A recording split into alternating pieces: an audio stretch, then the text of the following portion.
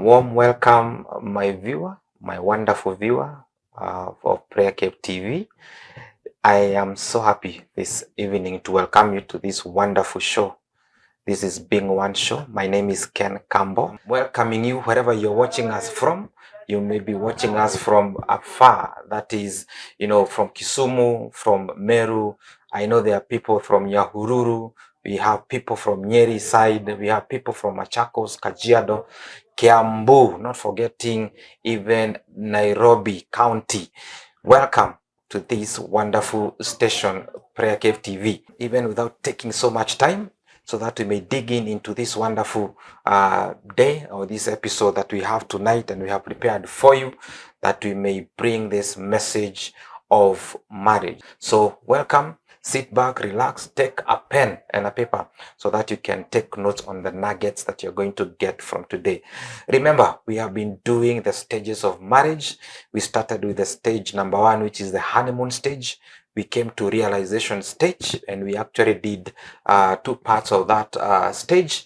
And today we are going to go to the next one, which is the family-centered stage. But even before we get to that point, help me welcome our Counselor Esther, so that she can greet us and so that we can continue with that stage. Karibu sana, Counselor. Thank you, Ken. Yes. Okay, good evening, my viewer and my listener. I want to take this opportunity to thank you, all of you, to thank God for this opportunity that He has given us so that we can share more about our marriages. So, welcome. Karibu sana. Yeah. Thank you. There you have our viewer. Now you are acquainted with her. And also remember that this is Being One Show. It's a marriage show. And so we welcome you even as we continue. So, Counselor Esther, we have been dealing, talking and discussing about the stages that are found in marriages.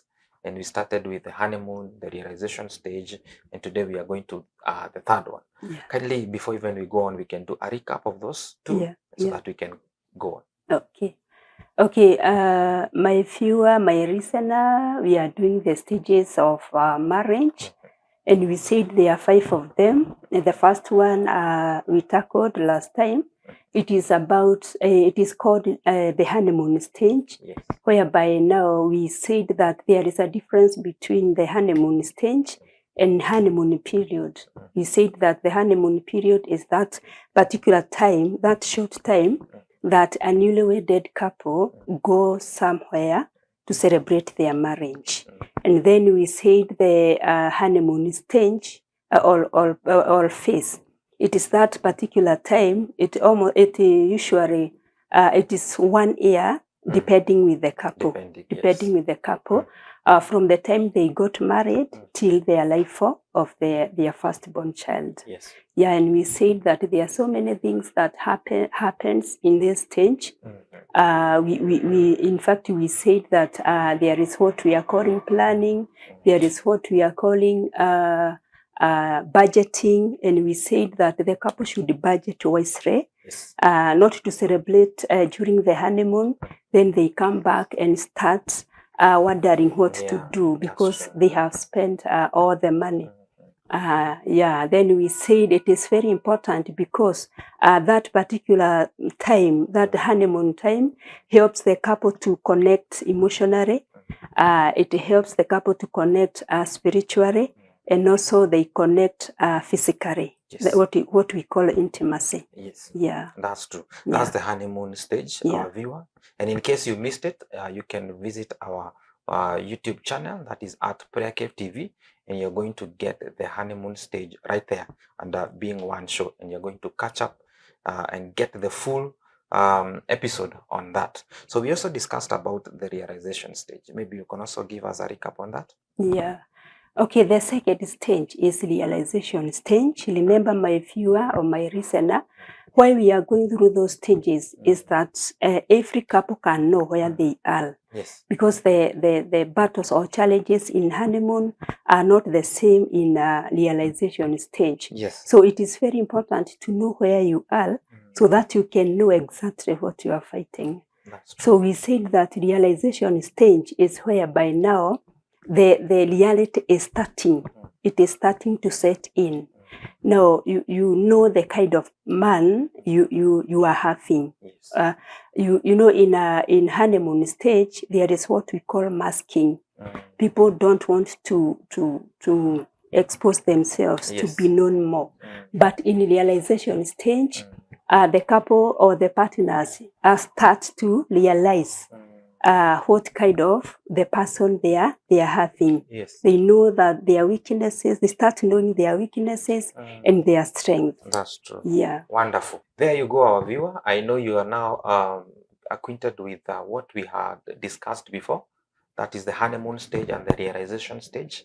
And like I said before, if you want to get the full episode of those two stages, you'll find them on our YouTube channel, that is at PrayerCaveTV. And remember, you can continue also following us on the same. Follow us also on our Facebook page, even on other social medias like Instagram and TikTok. You're going to find at PrayerCaveTV. Also, the number on your screen, please, you can SMS or even WhatsApp us so that we can get to hear from you concerning the marriage issues and the things that you would want us to discuss on this stage. So, Counselor Esther, we continue now with the third stage, which is the family-centered stage. Yeah. Kindly take us through by telling us what exactly do we mean by the family-centered stage.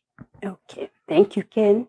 The third stage is that one we are calling the family-centered stage. It is 10 years to 25 years in marriage. Okay. Yeah, the couple is, they are in at their 40s, and it is called the family-centered stage because now, in realization stage, we said that the reality is starting to set in. Yes. But now in family-centered stage, the reality has already set in. The reality is here with us. Now, the couple knows that I'm married. Yes. And this is my man, this is my husband, this is my wife. Yes. And this is how they are. We cannot change them. That's So they are working hard, moving up and down, looking for the money to cater for their families. Now, what is creaking in their mind? Okay. It is my family now. Yeah, it is my family. They are moving up and down, trying to manage this crazy modern life. Why are we calling it crazy modern life?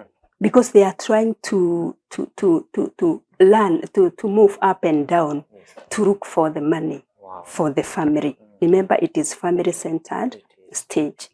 No, this is the time now the couple feels like, I need to be a millionaire. Wow. I need to build my family a good house. I need to buy my family a good vehicle. I need to buy my family lands, and it is time for buying for lands, building houses, and doing all such things. Yes. Yeah, for the family. Calling it a modern crazy life because the couple tends to compare themselves. They tend to compare themselves with other couples. They tend to compare themselves with friends. They tend to compete with other people. It is crazy. A couple hears that their friend has bought a land now for their family.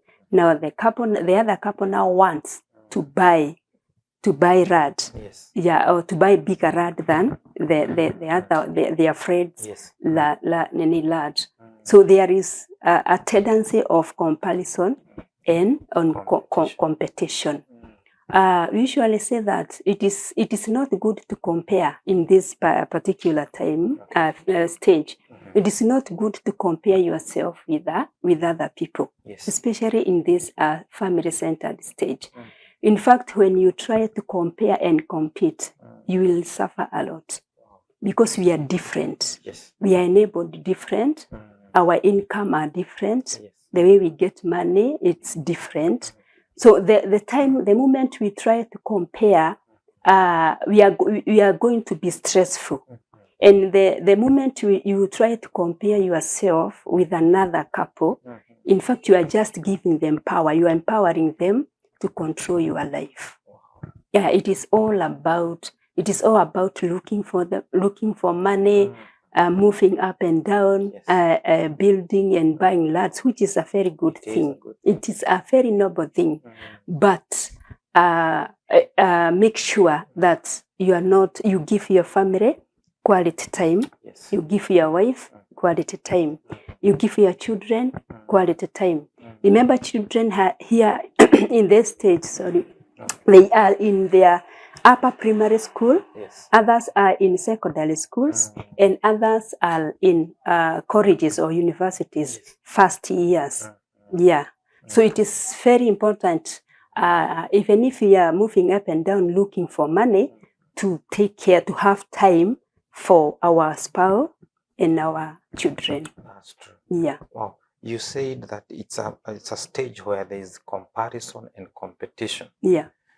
Looking at this scenario whereby not even the two of us are comparing ourselves with another couple, but you would find out that even the man himself is comparing himself with the other man, and wants to be like that man, or wants to be that in the same level or even above that level of the other man, and vice versa with the ladies. How dangerous is that when we get to the point of comparing ourselves with the others in terms of not even raising the kids, but in terms of how our family is being taken care. It is very dangerous, Ken, to compare. In fact, I can remember a scripture in the Bible that says, those who compare themselves with others or commend themselves with others, they are not wise. So it is not wise to compare yourself with other people. It is not good to start thinking buying of a vehicle or a land because you have had somebody or your friend has bought. In fact, you have to consider your income. That's true. You do not know how the other person gets their income. Maybe they have an inheritance from their parents, and you trying to compare yourself with them, you are starting from the scratch. You are building yourself your own. So when you start comparing yourself with them, you will suffer a lot. Usually say that you learn your own race, move with your own pace. To avoid stress. To avoid stress. Run your own race. Otherwise, if you're comparing yourself with the other person, then you're running their race. You're running their race. In their lane.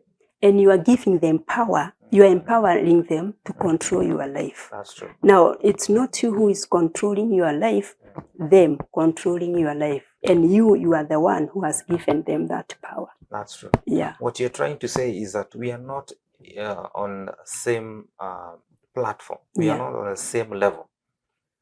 We need to, run our own race. We need to walk on our own paths. And even probably our own paths have more greatness than the paths of the other person. So it is good that I agree with you that we do that. We keep it on our own paths, and then God will help us during that process. Thank you so much. Family-centered stage. This is where you're saying that everything evolves around your family. If you're thinking of anything, you are thinking about your family. Or how your family is going to grow from one level to the other.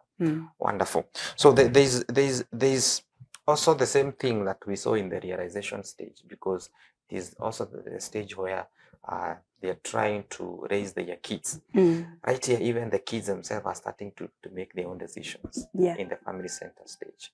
So let me ask you these questions. You said it starts from the 10 years all the way to like 40 years. To 26 years in marriage. But the couple, they are in their 40s. They are in their 40s, let's say from 35 to 40s. That's true. Yeah. But at some point, you can get people who are either a bit late, or people who got into that stage earlier. That's why we said it depends with the couple. And also it depends with how they spaced their children. And others were late getting married.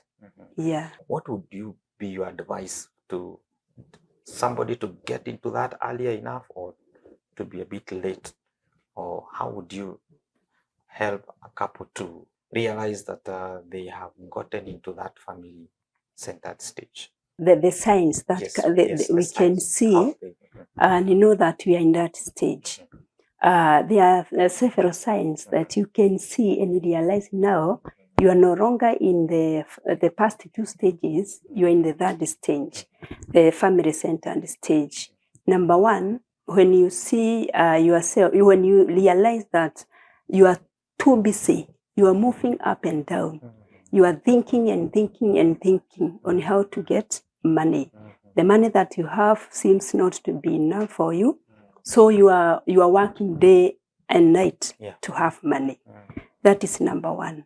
Number two, we said that the reality has already set in. Now you have known that your spouse has some differences, and now you are trying. There is that urge to that there is that feeling that you want to change your spouse. Yes. Because you have already known that now this is how my partner is, and there is nothing I can do about it. And therefore, I'm trying to wonder, is this the life that I will live the rest of my life? Now, in connection with that, there is that feeling of you want to change your partner. So that sense, that feeling, it's a sign showing you that you are in family-centered stage. That's right. Yeah. In what way do you want to change them? For example, there is what we normally say, there is a lot of controlling. Yeah, controlling. You want to control your partner. Maybe there is this one thing that you are fighting for, or you are conflicting for every day, every time. There is one thing that brings a difference between two of you. That's true. Yeah, and that's what we are trying to change for to that person. Wow. Yeah. Wow.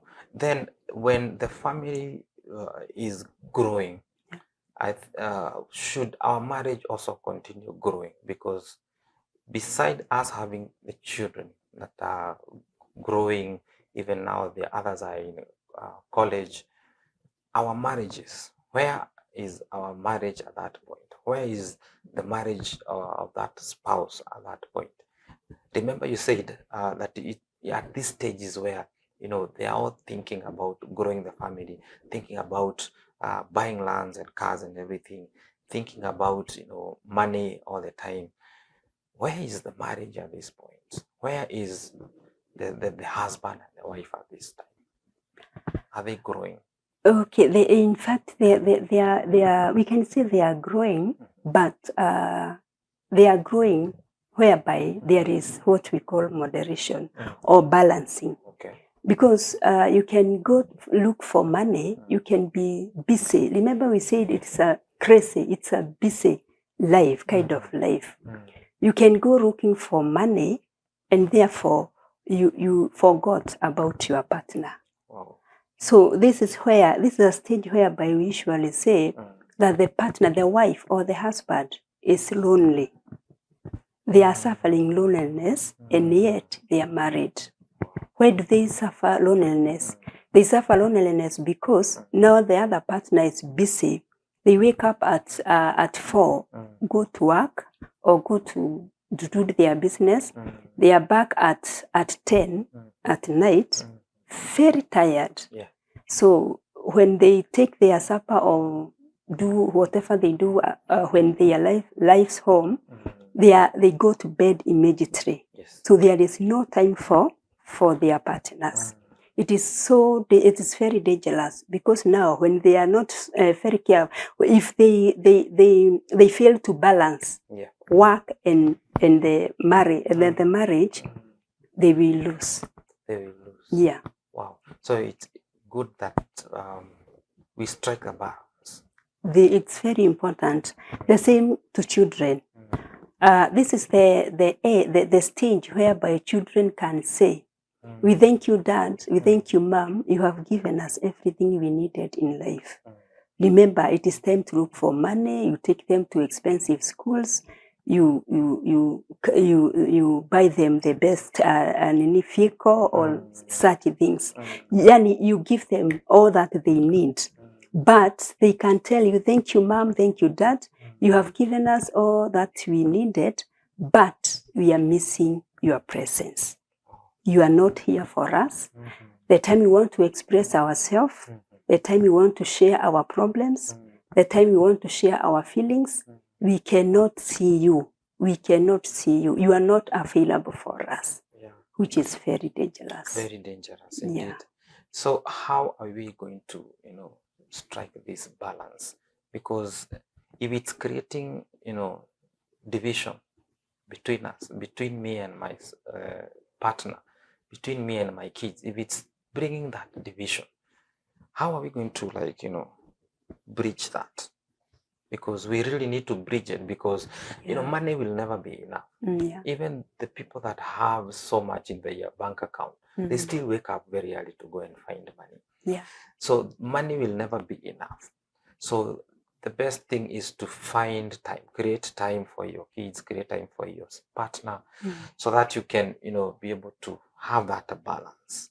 And because I was somewhere and I asked a question to some people and asked them, God forbid that, let's say you die today, the man dies today, will the family continue thereafter?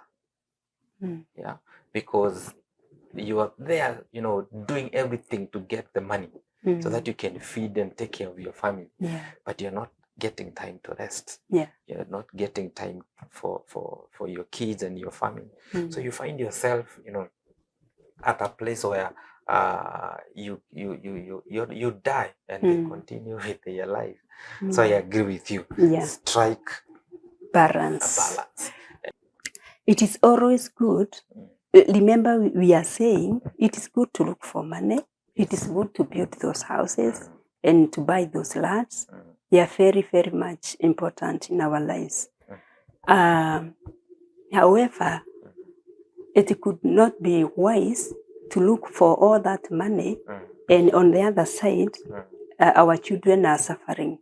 They are suffering rejection. Yes. Because we are not there as parents for our children. It is always good to balance. Create time for family. Yes. Create time for your partner. Create time for your marriage. Create time for your children. Yes. And it is very important. The time we are going to create, let us be very disciplined. If you decide that a certain weekend, on a certain month, we shall be having a family day, Yes. whereby we shall be going out with our children, have fun, have talk. We have a dialogue. Yes. Let us stick to that. Let us learn to say no. If anything else comes in at that particular time, let us learn, let us be disciplined to say no. Let us tell ourselves, this is time for my husband, this is time for my wife, this is the time for my children. And there is time for the family, and there is time for marriage. Remember, there is a difference between those two. Yes. Yes. The time for marriage, it is time between the two of you, the husband and wife. Let even children know that there is time for husband and wife. Remember, in this stage, children are grown up. Yes. And you find those families that are taking care of family and marriage. You hear them asking their parents, "Hey, mommy, today you are taking your wife for out, or today is you are out today." You hear them asking their parents like that. So it is very much important for the couple to have time, their time, and also to have time for their children. You can decide that a certain evening in a week, it is a family evening. You gather, you stay in a table, around the table, you discuss some things. You can start by asking your children, tell us your fears. Tell us what bothers you most. Tell us what you want us to do as your parents. You can start something like that, and discussion will continue. That's true. And in fact, those children will feel that their parents are there for them. Go to school meetings, go to school clinic days. Yes. In fact, some men never go never go for for school meetings. Yeah. Yeah. Others even don't know the name of their children's school. Others, like men, I know if you ask them what is the color of your child's uniform, they never know. Yeah. They affect, that one affect their children. That's true. Yeah, go for the clinics, go for the meeting. Let the children see you there and celebrate. It is very, very much important, and it is strengthen the bond or that relationship between you and your children. That's true. Yeah. That's true. Because however busy you are, you need to build your family. And building your family is not necessarily about making money. No. Having time together, having, going to such important meetings, sometimes they may look like they are not important to you, but they are very important to your child. Yeah. So I agree with you. Go to those school meetings. Yeah. Even create time, even to go, even if it's to play. Yeah. Somewhere with your kids. Go outside, out somewhere with your wife and your husband. And by the way, Councillor Esther, it's also good to say that even ladies can take out their men for a date. True of us. Yeah, that is very true. Anyone can do it. Yeah. In fact, when a lady takes their husband for a date, you break the, what do you call it? The monotony. Yeah, the usual things. The usual thing. You do it in a different way. And when something is done in a different way, you see it also in a different way. And you appreciate it also in a different way. That's true. I was actually about to ask that a question on appreciation, because like you're saying here, we are family centered. And so everything that we are doing here, and you said it's a very busy stage, and a lot of work is done into it.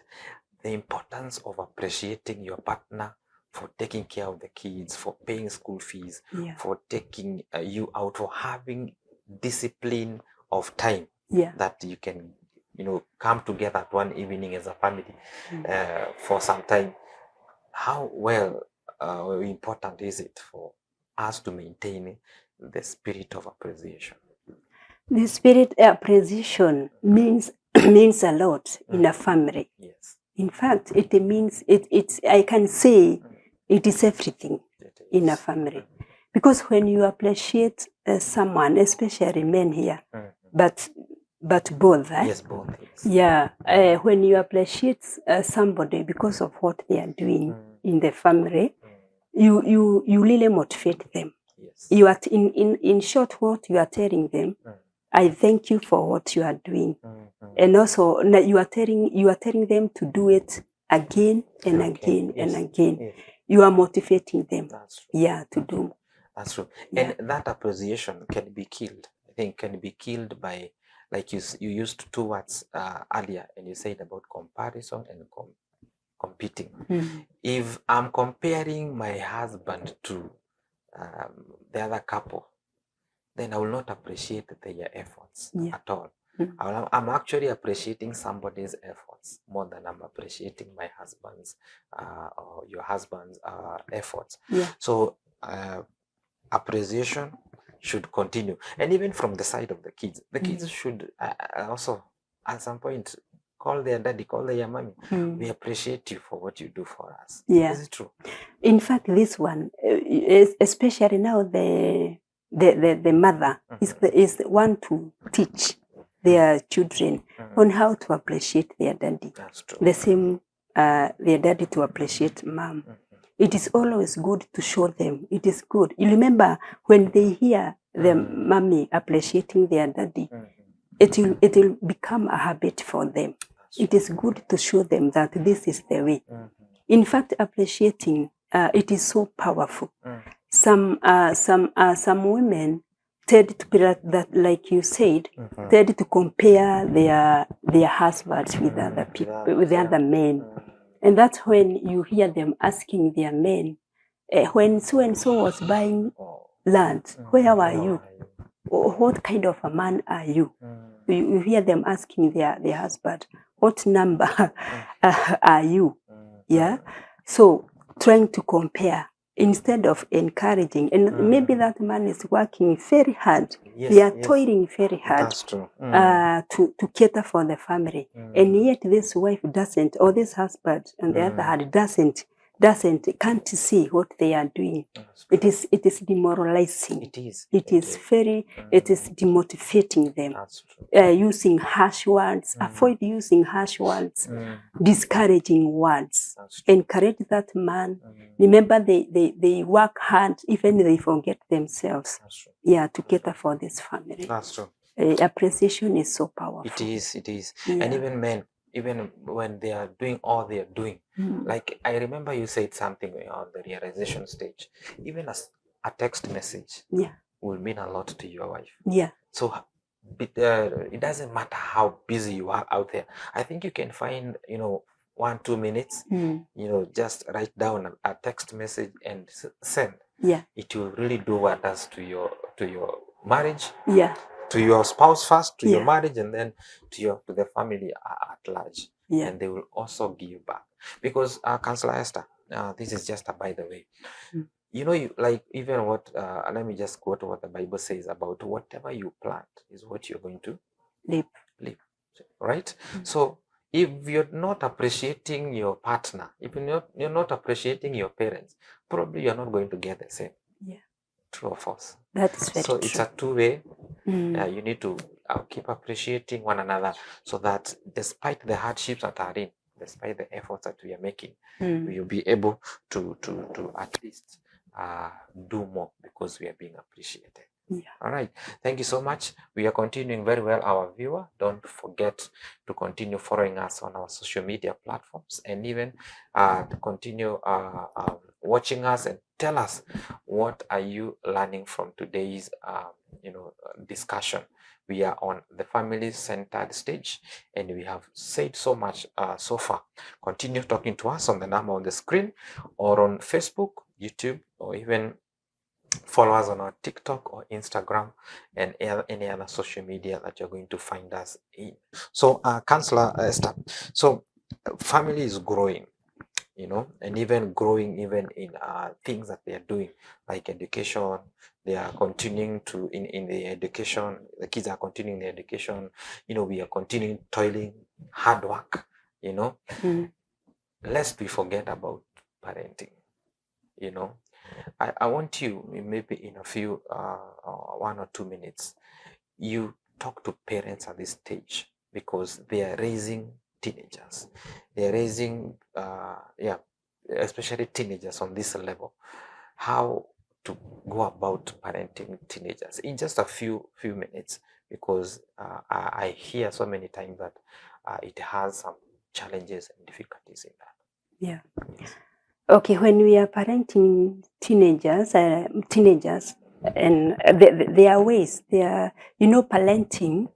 Parenting is building up our children, Yes. Our kids, and also our teenagers. And before I come to styles of parenting, there are those ways of building. There are those ways we can use to build our children. Parenting means building our children up, so that they can stand for their own in future. And there are those ways, there are several ways in which we can do that. Number one, we should teach our children responsibilities. Teaching them responsibilities, it is just teaching them to do things for their own. Teach them, maybe they are at home, even if they are teenagers or small kids, teach them on how to arrange the house. Teach them on how to pick up maybe utensils or plates after every meal. Teach them on how to arrange their bedrooms. Responsibilities on how to wash their clothes, on how to take care of themselves, and so on. Teach them responsibilities. Another way is to teach them to depend on God in everything. Maybe your child comes here and tells you, Mommy or Daddy, I'm feeling this. I am having a headache. Yeah. Then teach that person, show them that we depend on God in everything. Pray for that child and show them, tell that person that you are healed in Jesus' name. Yes. We are trying to show them that we depend in God in everything. When there is no school fees, show them that you are going to believe in God and we are going to get school fees for you. So teach them on how to depend on God. Yes. Another way is teach them on how to manage stress. We should teach our children or our teenagers on how to manage stress. And how can you know that your child, some people think that children does not suffer stress. Children have stress in a lot of them. How can you know that your child is in stress, is stressful? Number one, when you see your child is bedwetting, including teenagers. I have seen so many teenagers, even they are in high school, bedwetting. Yes. They were not doing that before, but a certain time, they have reached a particular time, they have started bedwetting. So signs of stress in children, number one is bedwetting, number two is withdrawal. When you see that your children or your teenager, they are withdrawing, they do not want to associate with other teenagers or with other children, know there is something wrong. When you see your teenager is locking themselves in their rooms, they don't want to come and have dinner or lunch together with you, know there is something wrong. When you see they don't want to associate with other people, know that there is something wrong.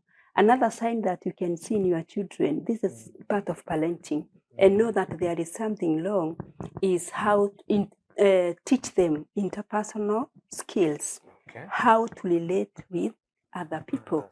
Yeah, to respect the other people. Generally how to relate with other people. And also teach them how to spend money wisely. Yeah, when you give your for example, you give your child a 10 bob and tell them to go and buy something, some chocolate. First of all, teach that child that this 10 bob, 1 bob belongs to God. That is a tithe. Then tell them to go and buy something and show them when you buy something, now the remaining is 9. You can buy something costing 7 shillings, then 2 shillings, go and save somewhere. Now you are teaching them how to manage money wisely. You are teaching them how to save from the time they are young. Yes. And the other thing is you should teach them on how to avoid peer pressure.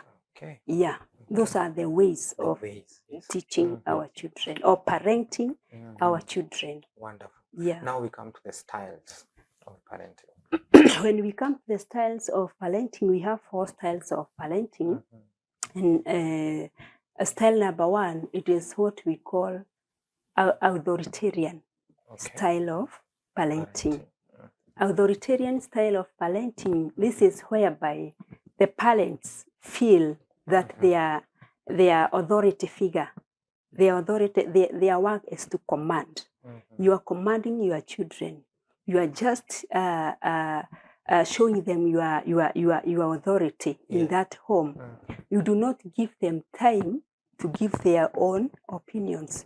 You are just saying and saying and saying. For example, you can say that I want everybody to be at home at 6, period. And remember, some of them are teenagers, others are in colleges, so they may be late. Yes. So when the parent say, I want you to be at 6, at home at 6, it is a good thing, but it is always good to hear from their side. That's true. Yeah, that one, it is authoritarian style of parenting. Yes. The second one is called authoritative style of parenting. This is whereby the parents give rules and regulations, and at the same time, they are giving their children a room to express themselves, to give their opinions, to give their feelings, to give their ideas. This is a type of parenting whereby we are saying the parents are flexible. They can change. For example, they can tell the children, I want everybody to be at home at 6. They are giving their children to give opinions or ideas. Children can say, but dad or mom, I'll be having a class after 6, so I'll be late for some few minutes. Yeah. Then the parents can tell them it's okay, so long as you take care of yourself. That's right. Yeah, that's the second style of parenting. The third style of parenting, it is called permissive style of parenting. This is whereby no rules in the family. And if there are rules, few of them, they are not enforced. This is whereby the parents are fearing to put rules for their children, because they are fearing to disappoint the children. This is whereby we are bringing up kamama na kababa in the family, which is very dangerous. So children are permitted to do what they want. If they feel to sit under on top of the table, and maybe the visitors are in the house, that's what they want to do. They are being told, we mom, nitakuchapa, endelea kufanya hivyo. And that is the language. And they are permitted to do what they want. Now, the fourth style of parenting, it is called neglectful. Neglectful. Okay. It is whereby parents does not involve themselves in the lives of their children. They are not there. Young children, they are not there. And maybe most of the times why parents behave this way, it is because most of them went through a lot while they were in their childhood. Yes. They went through, they have so many undealt issues, underlying issues in their lives, parents now. Yes. And they are not able to solve those issues. So when they get into the marriage and have children and bring up children with those issues inside them, they are not able to deal with them. It is likely to project those issues to their parent. For example, if a parent went through rejection when they were young, and they are not able to deal with it, they never dealt with that.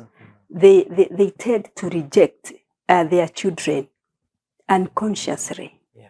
So they tend to involve themselves in the life of their children unconsciously. So an involved style of parenting, it is just being there. You are not involved. You are not interested for your child's life.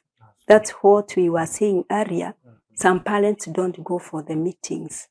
Of their children at school. Wow. Yeah. Those are the 4 styles of parenting. Yeah, and the best one is authoritative type of parenting, whereby you give your children a room to give their opinions. You reason together. Yeah, it's not commanding and commanding and commanding. You are not giving them room to say what they have. Yeah, true, true. It's good to give them room to express themselves. And maybe that's on that level or that style. It's whereby they are also willing to tell you things that they are going through, so that they can get help from you. Yeah. The moment you become a commander, the authoritarian parent, dictator, then you're not able to get that which is from their heart. Yeah. You'll never understand their heart aches. Yeah. And so that's why maybe they start looking for other things to complement your position. Yeah. And so in that area of parenting, we have had, and we know we have families that have one parent that is missing. Yeah. And one parent has taken full responsibilities of raising these children. If it's the wife, has taken all the full responsibilities from providing to, advising these kids. And I want you to help us, counselor. So in fact, we are saying, if you are a father, take your responsibility as a father in that family. If you are a mom, take responsibility of motherhood in that family. Please have time for your children. Remember, when we do not have time for our children, we don't give them time to express themselves, or we use that style of parenting, authoritarian, Yes. which is dictating and commanding. We shut, especially teenagers. They are very good in shutting their heart. They'll be keeping quiet. They cannot express themselves. And when we are not going to give them a room to express themselves, they will go to other people. And when they will go to other people to seek advice, that's when they are going to be introduced to things like drug abuse. They are going to be introduced to homosexuality and other things. So parents, please, you are the best person, or you should be the closest friend to your children. Give them time. Allow them to talk, to communicate with you. Yeah, and create that good and quality time. Show interest. When you are communicating, show interest. Show that you are there for them. Don't be so busy. Then you lose your children. That's true. Yeah. That's true. Then you lose your children. Yeah. And so there are crises that are found in this family-centered stage, and challenges that are found in this. Maybe you can highlight a few of the challenges that are found here. Maybe we have mentioned some of them, but we can mention them again, or even add more. Some challenges and crises that are found in this family-centered stage, and how can we, handle them when they come? Okay, some of the challenges, there are so many challenges in this stage, like the other stages. Yes. There is what we are calling financial challenges. Remember that we said that it is a stage of looking for money. The couple or the partners feels that they want to be millionaires. Yes. They want to have the best vehicle. They want to be in the best house, if possible. And therefore, there is financial crisis. Yes.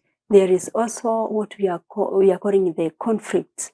There is no enough time, quality time for each other, and therefore you find that even on the side of sex, there is conflict. Yeah, there is not that connection. Yes. There is no time for children, and therefore there is conflict between the children are complaining, mom and dad, they are not here for us, and therefore there is also a disconnection between the parents and children. Yeah, and maybe how to deal with the conflicts and challenges and many other challenges that are found in marriages and in this particular stage. How to deal with any challenge or any conflict. Number one, it is to accept that there is a challenge. Accept there is a challenge. Remember we said last time, denial it is a defense mechanism. Yes. And it usually lasts for a very short time. But after that particular time, reality will come. So accept that there is really a problem.